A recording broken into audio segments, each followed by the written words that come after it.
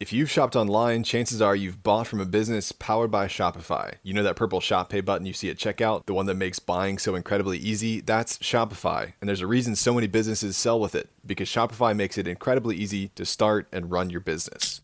Shopify is the commerce powerhouse behind 10% of all the e-commerce in the US, from household names like Mattel and Gymshark to brands just getting started. So get your own brand online with hundreds of beautiful, ready-to-go templates, and forget about the coding. Tackle your tasks in one place, from inventory to payments to analytics, and get the word out with built-in marketing and email tools to find and keep new customers. That purple Shop Pay button that's used by millions of businesses around the world, it's just one reason Shopify has the best converting checkout on the planet. If you want to see less carts being abandoned, it's time for you to head over to Shopify.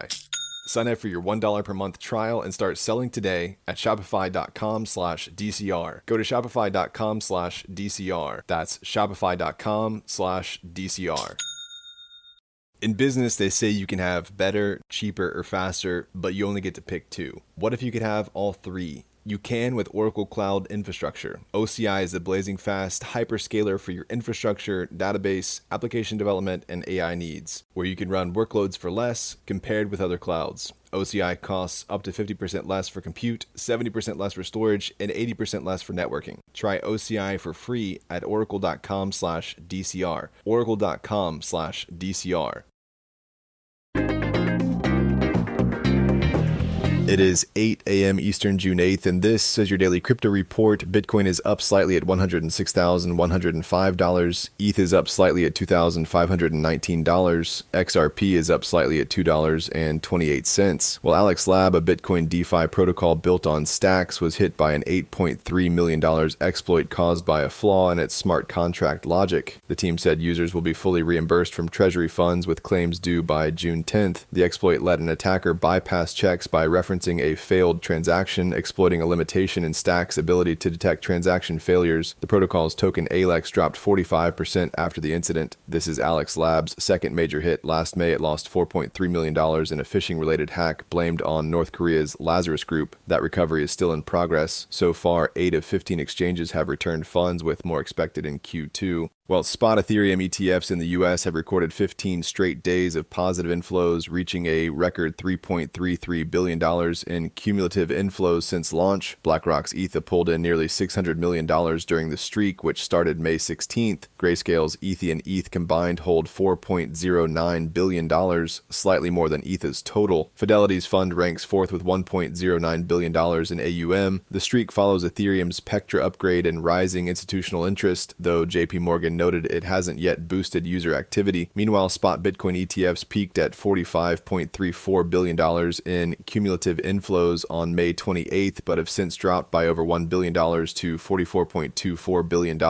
BlackRock's IBIT leads with $69 billion AUM, ahead of Fidelity's $20.51 billion and Grayscale's $19.32 billion. Well, BitGlobal, backed by Tron's Justin Sun, has dropped its lawsuit against Coinbase over the delisting of wrapped Bitcoin token wBTC. The case was dismissed with prejudice, meaning it can't be refiled, and both sides will cover their own legal fees. The dispute followed Coinbase's decision to remove wBTC shortly after launching its own version, CBBTC. BitGlobal had called the move anti-competitive, but a judge ruled Coinbase had the right to delist. Coinbase's legal chief called the outcome a win for platform security. Wrapped Bitcoin lets BTC be used on Ethereum through custodial intermediaries. Sun's involvement with wBTC led protocols like MakerDAO and Aave to apply tighter risk rules. Currently, wBTC has a market cap of $13.6 billion and CBBTC has $4.7 billion, both near record highs. And finally, Argentina's anti-corruption office has cleared President Javier Milei of any ethics violations tied to his February promotion of the Libra cryptocurrency. The probe concluded his social media post came from a personal account, didn't involve government resources, and wasn't official policy. The Libra token spiked to over $2 billion in market cap before crashing 90%, sparking backlash, investor lawsuits, and political calls for impeachment. Milei had promoted the token as a tool for supporting startups, but deleted the post after the crash. He later requested the ethics review himself. Although the administrative probe is now closed, a federal criminal investigation and an international class action case are still ongoing. U.S. authorities recently froze $57.6 million in USDC linked to two wallets controlled by Hayden Davis, a Libra project partner who met Milei in January. The report notes Davis has no official ties to the Argentine government.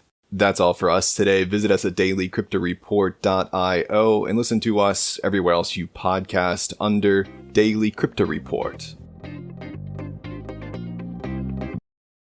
Did you know not all organic food is created equal? While we trust the organic label to mean soil-grown, pasture-raised, and ethical, industrial agriculture is quietly rewriting the rules. That's why the Real Organic podcast, produced by the Real Organic Project, is cutting through the greenwashing to expose the corporate greed that is reshaping organic food and farming. Each episode brings you in-depth conversations with farmers, scientists, and advocates working to protect organic standards in the U.S. without corporate shortcuts or industrial loopholes. Follow the Real Organic Podcast on Apple Podcasts, Spotify, or wherever you get your podcasts. Lee C. Camp here. If you've been enjoying this show, I think you might enjoy my podcast, No Small Endeavor, produced by Great Feeling Studios and PRX.